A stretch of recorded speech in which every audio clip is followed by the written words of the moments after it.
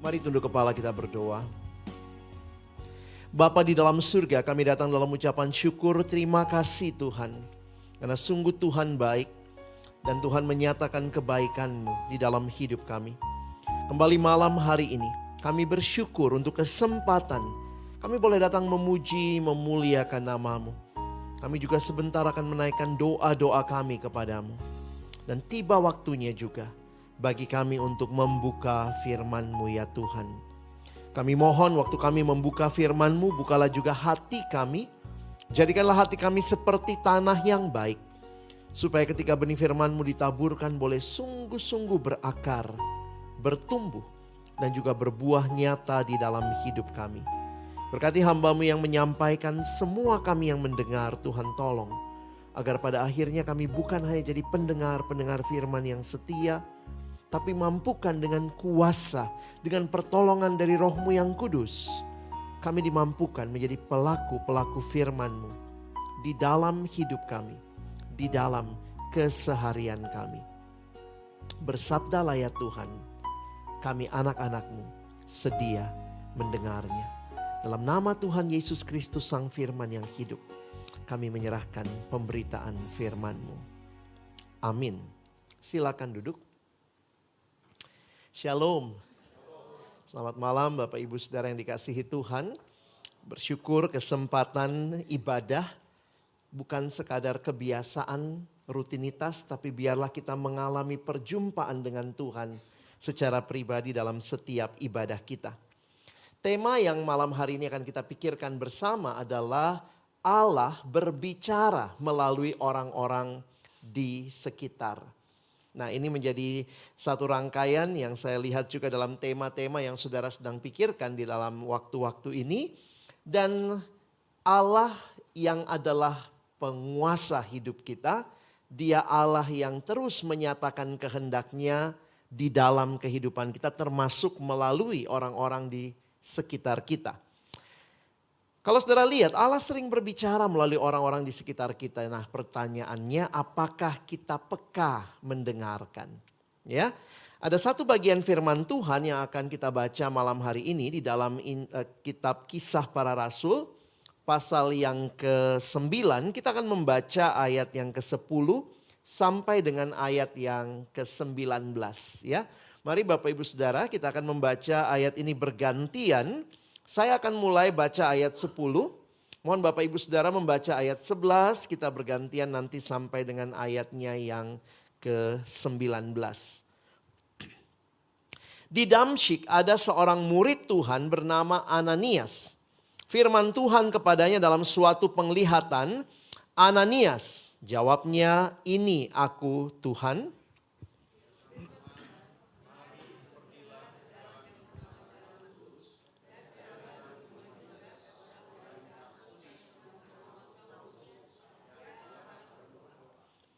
Dan dalam suatu penglihatan ia melihat bahwa seorang yang bernama Ananias masuk ke dalam dan menumpangkan tangannya ke atasnya supaya ia dapat melihat lagi.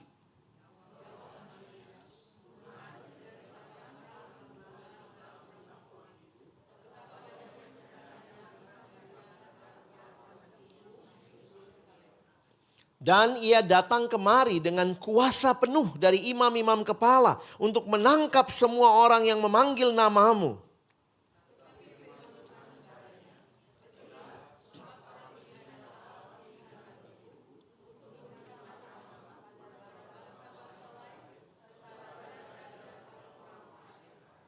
Aku sendiri akan menunjukkan kepadanya betapa banyak penderitaan yang harus ia tanggung oleh karena namaku.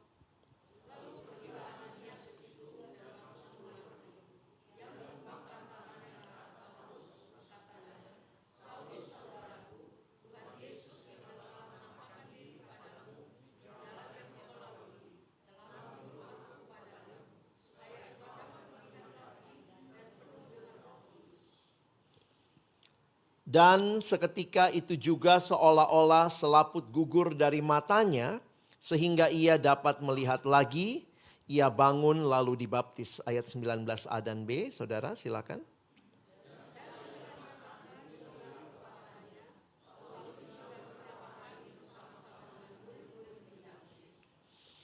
Saudara yang dikasihi Tuhan, menarik untuk memperhatikan kisah ini, kisah perjumpaan Saulus dengan Ananias yang didahului dengan kisah Saulus bertemu dengan Kristus dalam perjalanannya untuk menganiaya. Dan ini menjadi hal yang sangat menarik untuk kita perhatikan bagaimana Tuhan berbicara juga melalui orang-orang yang ada di sekitar kita. Saudara yang dikasihi Tuhan, saya ingin mengajak kita memikirkan 3 hal saja malam hari ini dari bacaan yang sudah kita sama-sama baca barusan. Yang pertama, bahwa ternyata kalau saudara lihat, Allah berbicara melalui kehadiran orang-orang di sekitar kita. Ini yang kita baca di dalam Kisah Rasul 9 ayat 10 sampai dengan ayat yang ke-12. Saudara perhatikan ya, bagaimana ketika Tuhan melihat apa yang menjadi kebutuhan pergumulan kehidupan Saulus, maka Tuhan mengutus Ananias. Dan ini pengutusan yang terjadi di dalam, sebenarnya Ananiasnya sendiri takut saudara ya. Karena dia mendengar tentang Saulus yang ternyata adalah seorang yang menganiaya jemaat Tuhan. Tetapi menarik untuk memperhatikan, Tuhan memanggil Ananias untuk menemui Saulus. Dan Allah memakai orang biasa untuk menyampaikan bimbingan rohani. Dan bagi saya ini jadi satu perenungan yang menarik saudara untuk kita lihat. Bagaimana Tuhan di dalam hidup kita melalui orang-orang yang hadir di sekitar kita. Sebenarnya Allah juga melalui kehadiran mereka sedang berbicara kepada kita. Aku tahu pergumulanmu. Aku mengerti apa yang menjadi hal yang sedang engkau gumulkan. Saudara yang dikasihi Tuhan, saya tidak tahu siapa saja yang saudara temui dalam perjalanan iman saudara. Orang-orang yang saudara temui mungkin mereka adalah orang-orang yang Tuhan hadirkan. Entah mungkin pengurus dari gereja, ada orang yang mungkin setia mendoakan ketika saudara punya pergumulan. Ada orang-orang yang mungkin hanya memberikan sapaan. Ada orang-orang yang mungkin mengirimkan link YouTube tertentu untuk saudara dengar begitu ya. Tapi ini menjadi satu hal yang menarik untuk kita melihat dengan peka bahwa sebenarnya Tuhan peduli dengan pergumulan kita. Setiap kali saudara dan saya menyadari ada orang-orang yang Tuhan hadirkan dalam hidup kita, ingatlah sebenarnya Tuhan yang paling peduli dengan pergumulan kita. Saudara, saya dalam pelayanan mahasiswa di kampus bersyukur ketika ada satu kakak rohani yang memberi diri untuk melayani kami. Ya, jadi biasanya kalau di kampus itu ada kakak-kakak rohani, lalu mereka kemudian memimpin lagi yang namanya kelompok kecil begitu ya. Terus saya pernah berpikir begini gitu ya. Berarti Tuhan mengasihi saya dengan cara Tuhan menghadirkan satu orang senior yang di dalam generasinya dia dipimpin oleh seseorang yang kemudian waktu dia dipimpin, dia kemudian memimpin saya. Kehadiran dia dalam hidup saya adalah bukti cinta Tuhan yang kadang-kadang saya tidak bisa pahami dengan sepenuhnya. Lalu kemudian saya dapat kesempatan ketemu pemimpin saya. Jadi itu udah kayak kakek ya dalam kalau kita bikin pohon keluarga itu ya. Jadi saya punya pemimpin saya juga punya pemimpin lagi saudara. Jadi waktu saya ketemu dia karena Batak hai opung begitu ya. Karena sudah di atasnya lagi. Tapi kemudian saya melihat begini ya. Ketika ada orang-orang itu, satu hal yang muncul adalah Tuhan mengasihi saya. Karena itulah Tuhan hadirkan mereka. Tuhan hadirkan orang-orang di sekitar kita. Karena Allah mau berbicara bahwa dia peduli dengan saudara. Siapakah orang-orang yang Tuhan hadirkan? Yang kadang-kadang kita take it for granted. Ya sudahlah, memang kalau gereja harus ada pendeta dong. Kalau gereja harus ada pengerjanya dong. Kalau gereja harus ada. Saya ketika ketemu ada satu orang yang kemarin kirim WA begitu ya. Karena gerejanya sampai hari ini masih cari pendeta. Sementara banyak gereja yang mungkin juga sudah ada pendeta, bahkan lebih dari satu pendetanya, take it for granted gitu ya. Udahlah pendeta ya memang harus ada lah. Tapi ternyata tidak semua gereja punya pendeta, saudara.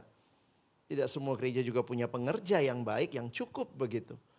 Dan ini semua coba kita hayati sebagai cara Tuhan sedang mengasihi kita dengan menghadirkan orang-orang di sekitar kita. Tuhan mengasihi Paulus yang namanya masih Saulus. Dengan cara apa?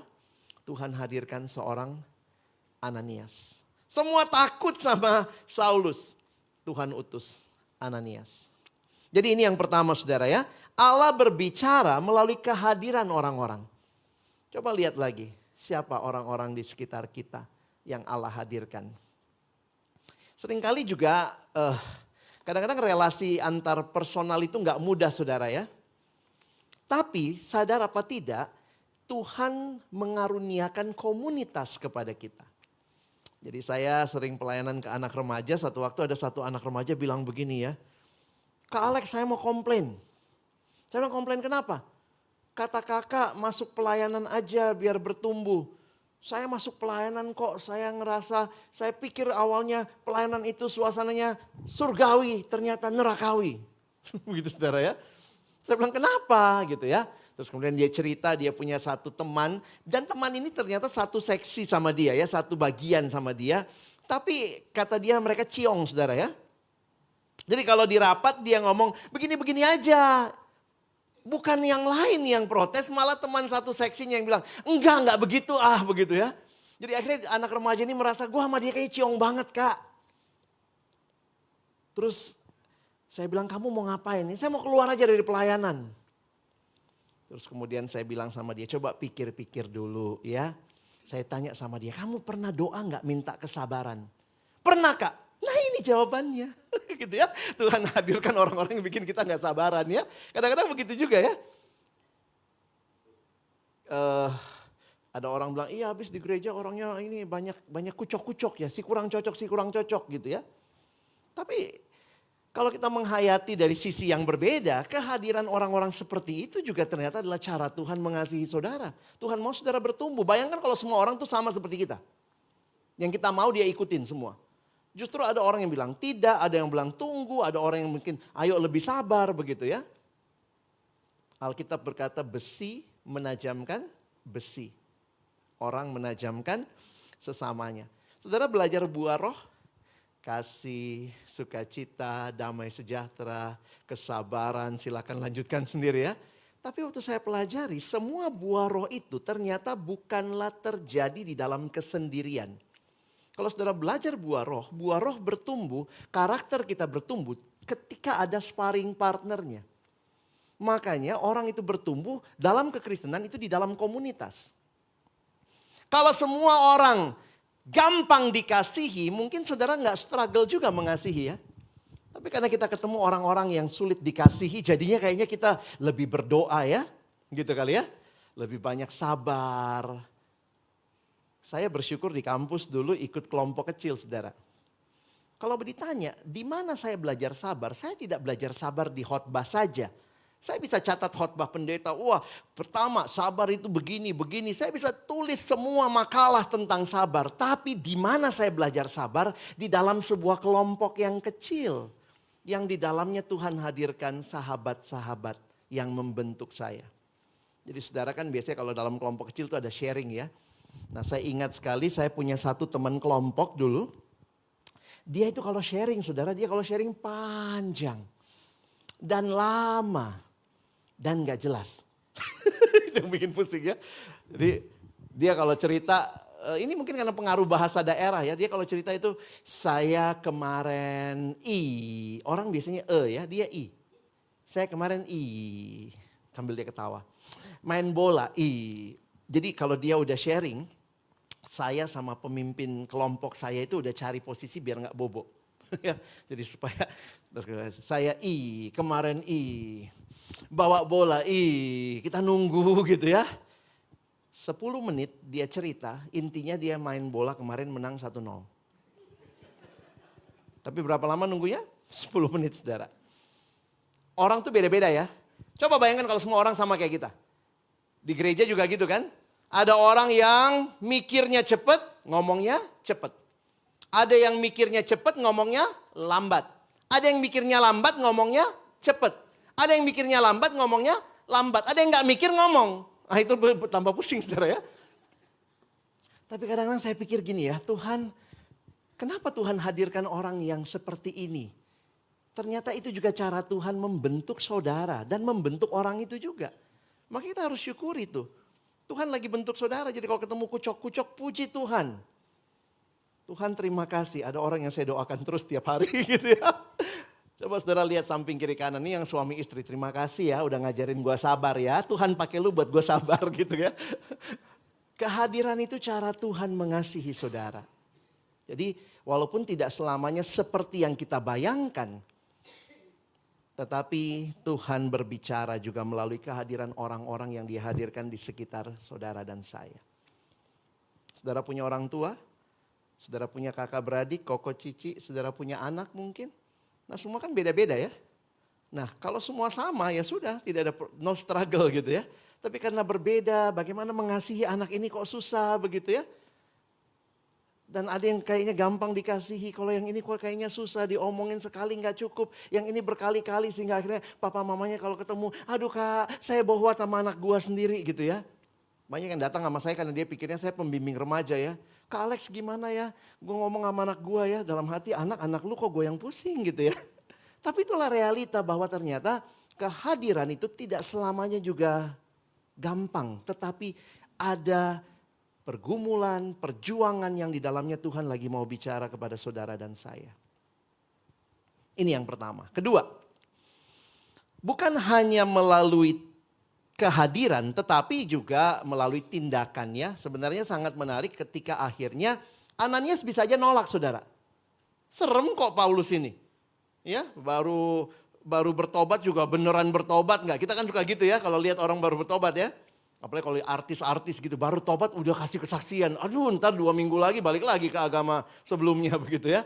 Jadi memang wajar banget. Tapi perhatikan kalau saudara lihat ya bagi saya ini jadi menarik juga. Karena tindakannya kalau saudara lihat. Ananias sudah komplain sama Tuhan. Tuhan dari banyak orang telah kudengar tentang orang itu. Betapa banyaknya kejahatan yang dilakukannya terhadap orang-orang kudusmu di Yerusalem. Bahkan dia datang kemari dengan kuasa penuh dari imam-imam kepala untuk menangkap semua orang yang memanggil namamu. Jadi tindakan yang dilakukan oleh Ananias bagi saya ternyata itu juga tindakan iman ya. Karena dia udah komplain duluan. Tapi Tuhan bilang sama Ananias, pergilah. Sebab orang ini adalah alat pilihan bagiku. Singkat cerita ayat 17, lalu pergilah Ananias ke situ dan masuk ke rumah itu. Saya nggak tahu kalau saya jadi Ananias kali ya, siap pisau juga di sini ya. Datang ya, karena serem juga nih orang nih. Tapi dia buta lah, lagi buta. Kayaknya cukuplah bisa datang dengan berani. Tetapi saudara ini perjuangan buat seorang Ananias. Sehingga saya menghayati begini, tindakan yang dilakukan Ananias. Ternyata itu juga tindakan yang melaluinya Allah mau bicara juga tentunya kepada Saulus. Begitu ya. Ananias taat meskipun takut pada reputasi Saulus. Sehingga ini kesimpulan saya. Tindakan kasih dan keberanian orang lain. Seringkali itu juga menunjukkan dan mencerminkan kehendak Allah. Maka saudara, saya belum bicara apa yang diomongin ya. Ini baru bicara tindakannya aja tuh sudah menyatakan sesuatu juga kalau kita mau peka sama Tuhan ya. Kalau ada orang misalnya maaf ya, kalau saya kasih contohnya anak remaja lah ya saudara ya. Karena saya banyak dengan anak remaja. Bukan berarti orang tua nggak begitu ya. Tapi anak remaja itu lebih kelihatan. Misalnya ada satu anak dia tidak disukai teman-temannya. Jadinya dibully sama teman-temannya. Nah ketika ada satu teman yang berani mendekati dia. Mau jadi friendnya dia. Sebenarnya kan harusnya dia juga ngerti gitu ya. Gue selama ini gak ada yang deketin kok ada orang mau deketin gue ya. Oh apa sih yang terjadi nih kok tindakan ini nih apa nih. Ini orang belum ngomong ya saudara ya. Coba juga saudara perhatiin hidup saudara. Jangan-jangan di gereja kalau ada orang yang deketin saudara, saudara harus peka juga nih. Tuhan lagi mau menyatakan apa nih. Apalagi kalau ada orang yang kayaknya dia gak tersentuh ya. Wah kayaknya dia sempurna banget. Tapi Tuhan melalui tindakan kasih dan keberanian orang lain. Itu mencerminkan kehendak Allah. Kehendak Allah apa? Macam-macam. Mungkin Tuhan mau saudara berubah. Saya baru pulang satu retret remaja ya. Ada satu anak dibully sama teman-temannya. Ini masalah di rumah tangga sebenarnya ya. Ternyata masalah utamanya ya, anak ini bau. Dan gurunya cerita memang keluarganya broken home, anak ini kayaknya tidak diperhatikan. Jadi dia sering kali ke sekolah nggak mandi, bau. Jadi teman-temannya juga nggak suka sama dia. Nah jadi ketika ada gurunya bahkan yang rela datengin dia ya, sebenarnya kalau dia berbesar hati dia bukan melihat ini sebagai dia dipermalukan, tetapi orang yang memperhatikan dia.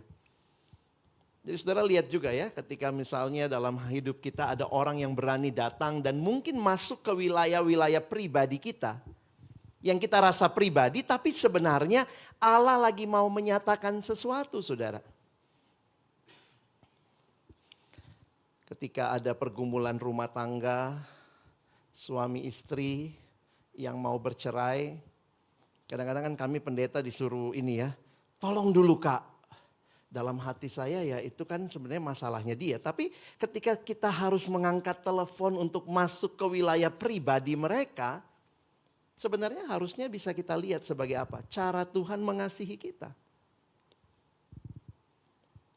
Jadi tindakan-tindakan yang mungkin kita rasanya wajarlah.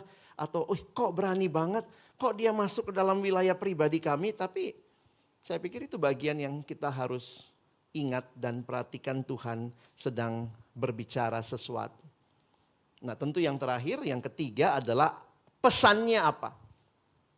Jadi melalui kehadirannya, melalui tindakannya Allah juga berbicara, tetapi yang tentu paling jelas melalui pesan yang Tuhan sampaikan. Perhatikan bahwa Allah berbicara melalui Ananias, lalu pergilah Ananias ke situ dan masuk ke rumah itu lalu menumpangkan tangan ke atas Saulus. Katanya, Saulus saudaraku, Tuhan Yesus yang telah menampakkan diri kepadamu di jalan yang engkau lalui telah menyuruh aku kepadamu supaya engkau dapat melihat lagi dan penuh dengan Roh Kudus. Dan ini rencana Allah yang indah. Pesan Allah harus diberitakan. Bisa aja kan dari jauh ya, Ananias tulis surat aja, bacain aja surat ini nanti dia langsung bisa lihat lagi. Tapi dia harus datang dan menyampaikan pesan itu secara personal. Sehingga saudara perhatikan seketika itu juga seolah-olah selaput gugur dari matanya sehingga ia dapat melihat lagi. Ia bangun lalu dibaptis dan seterusnya. Allah berbicara melalui pesan yang dia berikan kepada orang-orang di sekitar kita. Ananias menyampaikan pesan pemulihan kepada Saulus. Allah menggunakan pesan orang lain untuk memberikan arahan dan penguatan. Nah mari saudara kita hayati ini sebagai cara Allah deal dengan kita. Saudara kadang orang minta Tuhan langsunglah datang kasih apa tanda begitu ya. Padahal udah ada banyak hal di sekitar kita yang sebenarnya Tuhan mungkin sudah menyatakan tapi kita nggak peka melihatnya. Saya coba simpulkan dan juga beberapa aplikasi yang bisa kita pikirkan. Pertama, Allah sering berbicara melalui orang-orang di sekitar kita. Maka kalau kita peka juga, dengarkanlah kehadiran mereka, tindakan mereka, dan pesan yang mungkin juga Tuhan pakai mereka untuk sampaikan kepada kita. Maka pertama, belajarlah peka terhadap kehendak Allah.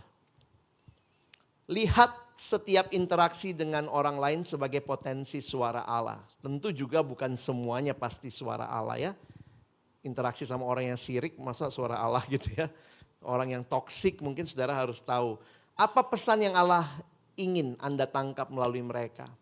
Nah tapi ingat yang terakhir mungkin yang saya ingin garis bawahi. Tahu dari mana ini kehendak Allah? Baca firman Tuhan. Jadi tetap baca firman Tuhan. Saudara, saya lagi berpikir begini ya.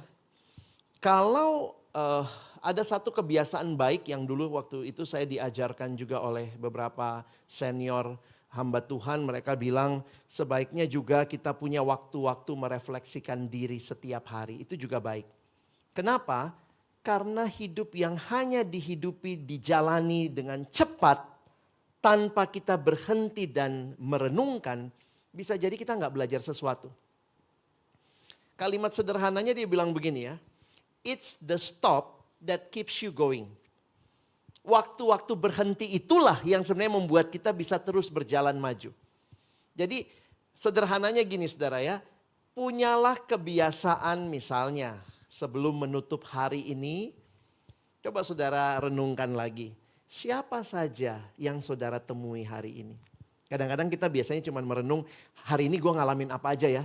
Gila tadi ban mobil gue kempes. Gila tadi ya waktu mau bayar tol imaninya habis misalnya gitu. Ini waktu ini. Jadi kita kayak kadang-kadang fokus sama what happened, situasinya.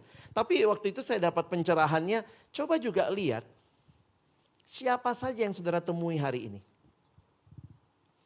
Sebelum tidur malam nanti ya, siapa aja yang saya temui hari ini. Kalau saya temui sama dia, saya ngobrol nggak tadi sama dia?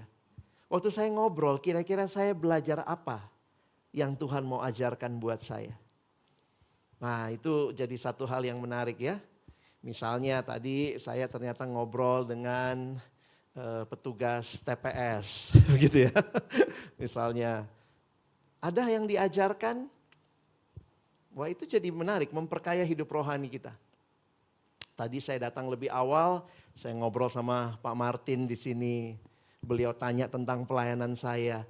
Sebenarnya satu hal saya pikir iya ya, Tuhan juga peduli loh sama pelayanan kami misalnya gitu ya. Dengan cara apa? Ada orang yang bertanya. Ada orang yang interest dengan apa sih yang kamu lakukan. Nah bagaimana sih kalian pelayanan.